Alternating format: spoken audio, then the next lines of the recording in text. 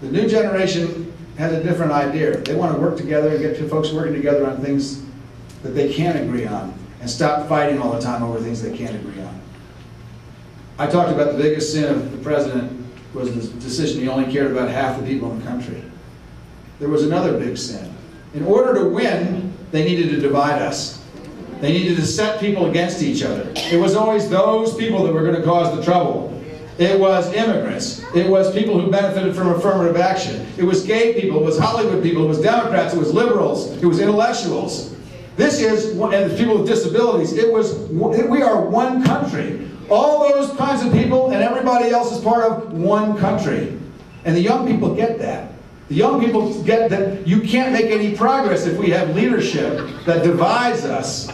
You can't make any progress if you insist that we're going to divide ourselves on issues that people get angry and upset about, that we ought to focus on those things that are good for the country that we can work together on. And Bill Ritter and the Democrats in the House and the Senate, who are in the majority in Colorado, have shown us how to do that, and we have ended the divisions that were present under the right-wing government of our former House and Senate and governors before you.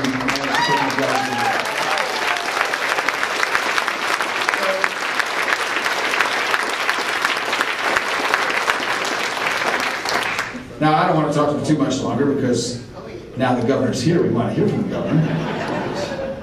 But I do want to say a word about what Nancy Pelosi and Harry Reid are doing in Washington. I think they're doing exactly the right thing. Now, I know this is a group of pretty staunch Democrats right here. And I know most of you thought we never should have gone to Iraq in the first place, and most Americans agree with you about that.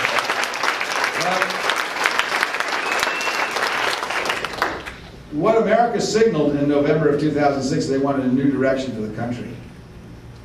But they also signaled that they want real leadership in the country because they haven't had any for 6 years.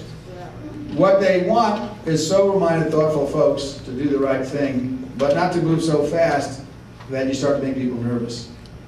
I personally, as somebody who's a strong advocate of universal health care, I'm glad they didn't put that on the table first. We need to work our way into that carefully and slowly and thoughtfully. We've tried it 3 times. Under Truman, under Carter, and under Clinton, we were not successful. Next time we do it, it's going to be more gradual, more careful, more thoughtful.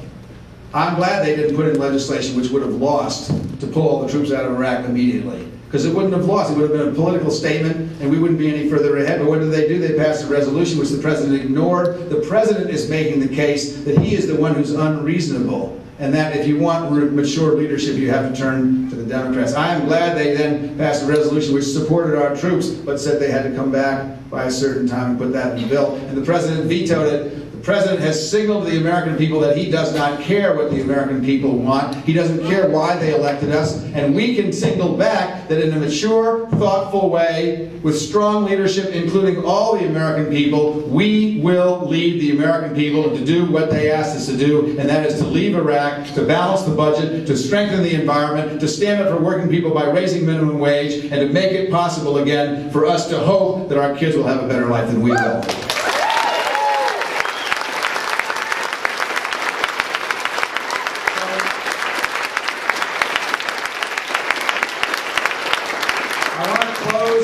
By talking about values, and pick up again on what Alice Madden said. The truth is, while it's important to know what you're doing, as the president has clearly shown,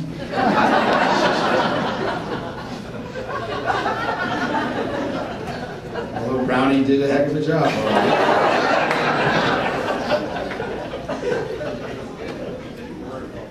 10-point plans and 15-page papers on how you're going to do health insurance and so forth and so on is not going to get you elected.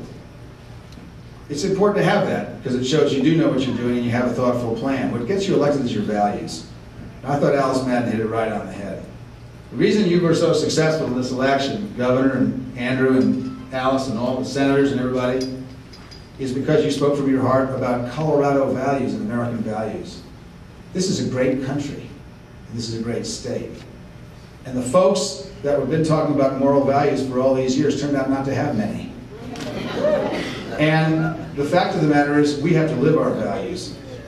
Now, I'm not going to spend a lot of time going after the Republicans because it's easy to do it, and if you do that too much, you find out that you're not so perfect either, and someday you're going to fall on the same sword.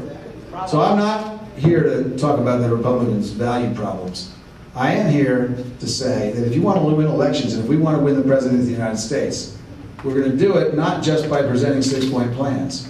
We're going to do it by standing up for what we believe in. We don't have to change one thing that we believe, but we do have to explain what we believe in terms of our values. And here's what I think our values are. Fairness, we talked about. The idea that everybody was going to be included. The next value is toughness. People aren't going to elect a president unless they think that the president's going to be tough enough to defend them. But toughness, we the American people have very painfully learned, is not the same thing as sending 130,000 troops to a foreign country where they don't belong and then not taking care of them when they come back and end up in Walter Reed Hospital. That is not toughness.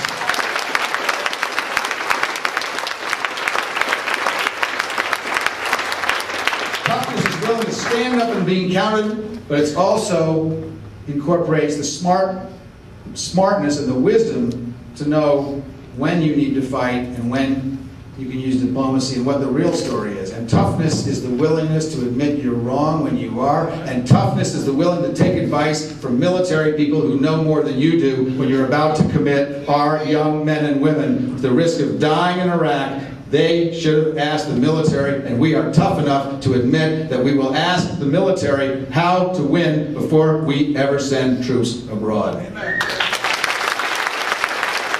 The third value, I think, and there's probably some others, but the third value I want to run on as Democrats is fiscal responsibility. I was so proud of Nancy Pelosi and Harry Reid. During the campaign, they promised they were going to restore the pay-as-you-go legislation. Bill Clinton put in pay-as-you-go. He was the only president to balance the budget in the last 40 years. Only one president to balance the budget in 40 years, a Democrat, right? So they restored this pay-as-you-go legislation, which means you can't any longer do what the Republicans have been doing for the last 14 years, which is to propose programs and tax cuts without saying how you're going to pay for it. Nobody, not a Democrat or a Republican, these rules are for everybody, not a Democrat or a Republican can propose a program or a tax cut without saying where they are going to get the money so that it is not charged to our grandchildren's and our children's credit card, making it impossible for them to go to college. If you want a strong economy in this country, stop taking money out of our kids' pockets. We are paying our own way in this generation.